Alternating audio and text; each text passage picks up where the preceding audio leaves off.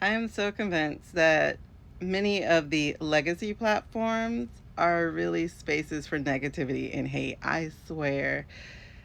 I can see like amazing think pieces over here on this particular platform. And then when I go to the legacy ones, meaning the ones that are older than 10 years, I will see people talking about how much they hated something. So I got this comment when I shared a similar video that I did over here onto YT displaying my friend's book, right? The pages of my friend's book. Y'all could find that video on here as well, like I said. And I got this comment. Now, y'all, I brainstormed with my friend, and like where this thing came off is that we were talking about how we were conditioned growing up watching movies of these mediocre men getting away with everything. And so we started thinking like what are some of those movies, right? That we are trained to root for the mediocre guy, the guy who doesn't read, the guy who doesn't go to school, the guy who's not as intelligent, but he's charming. And so we were thinking, and it was like, what was it? It was Ferris Bueller. So that's the main one she used for like the crux of this video, like the spine of it for the comparison.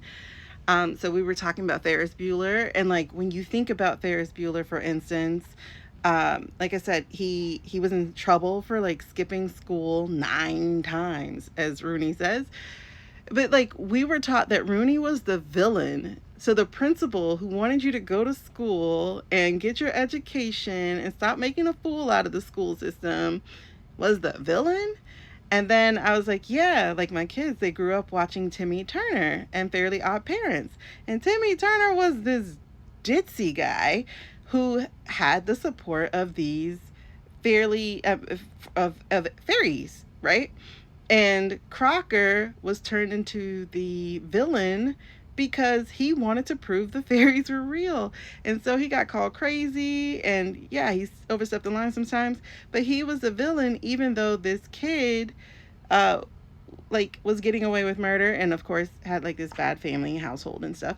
And then we were talking about like Bart Simpson, like we're rooting for Bart Simpson to get away from the family, and he was bombing in school. And like honestly, it was a lot of anti-education propaganda. And as long as you are this charismatic uh white guy, you got away with it, right? And so we dove into it deeper, and like we were talking about the women in Ferris Bueller, and I was like, yeah, because like if you look at, for instance, how the voter turnout was, right? So you have Ferris's mom, and she talks about that in here. So you have like Ferris's mom. Matter of fact, like here, let me read you a passage, and then it's crazy. It's crazy because we got accused. She wrote it, but we discussed it, and they're like, you got this off of Reddit. And it's like, really? Like I have an account on Reddit. I don't really use it for anything. So it's like, you got this discussion off of Reddit, as if he must think like the president does, which is steal ideas. I don't know. Wait, before I read the passage. So he was also like, it is large print. Dude, me and my friend, we're in our 40s, okay? And eyesight ain't what it used to be. And one of our mutual friends, she's a former vet and she's in her 50s. She has to get like things like in her eye, something about cataracts, I don't know.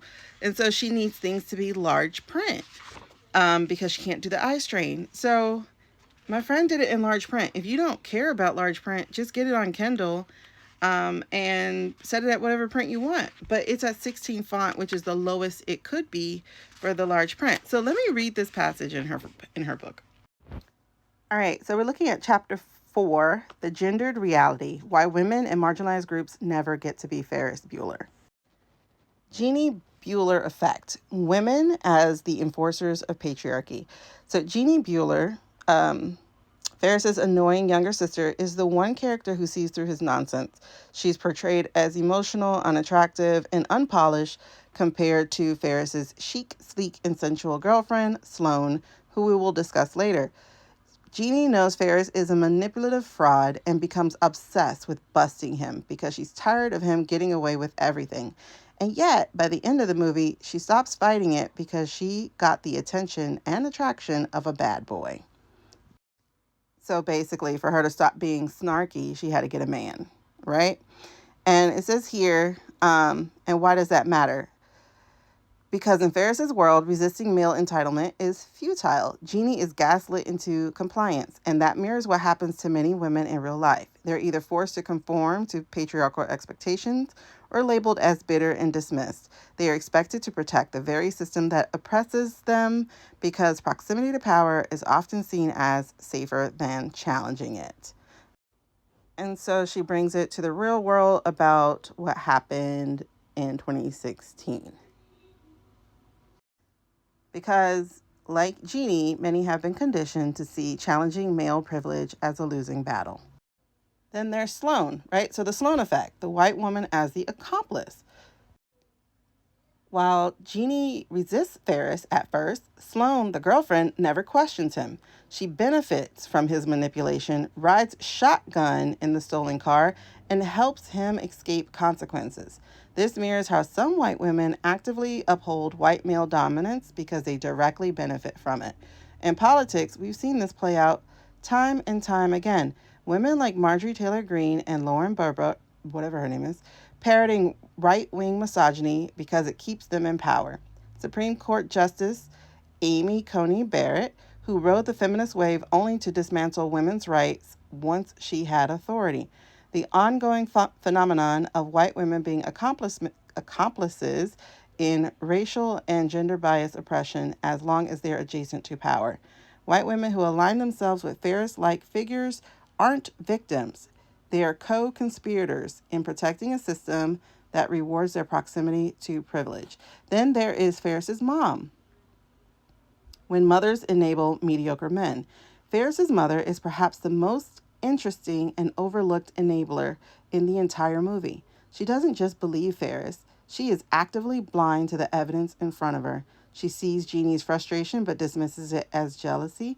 She buys Ferris's elaborate lies despite clear sign of deception. She rewards his charm and charisma instead of questioning his behavior. Ferris's mother reflects a larger societal pattern. The women who protect and excuse the mediocrity of white men, whether it's mothers excusing their sons' bad behavior or institutions hiring underqualified men over highly competent women, this protection ensures that Ferris Bueller's of the world thrive while everyone else is held to higher standards. And like, don't think this is a bashing white men part, because she also talks about Cameron. So hold on. So just to read a little bit of the Cameron part. So the Cameron effect, when marginalized people are held to a higher standard. Then there's Cameron. Cameron is the opposite of Ferris. Hesitant, rule following, deeply aware of consequences, and of course, he is the only one who actually suffers for Ferris's actions, much like those who got their hands dirty for the orange one. Cameron's eventual submission to Ferris's worldview mirrors how individuals internalize systemic failures as personal ones, reinforcing the cycle of mediocrity-driven power. He is forced to take the fall for Ferris's actions, much like the workers, the underpaid professionals, and the struggling middle class, who bear the consequences of the reckless and unqualified people in power. His father's car, the prized possession, the symbol of hard-earned wealth, is sacrificed in the name of Ferris's freedom, just as we have watched political, social, and financial institutions crumble under the weight of billionaire entitlement and political grifting. Cameron is gaslit into believing that taking responsibility for Ferris's chaos is a form of self-empowerment, when in reality, it is another iteration of exploited labor and manipulated accountability. Cameron's struggles don't come out of nowhere. His entire personality is shaped by his parents' fights and his controlling father's love for his car being more apparent than his love for his family. All right. So this really spawned from a conversation that we had, that me and my friend Amira had. And it's just crazy to be accused of this. Wow.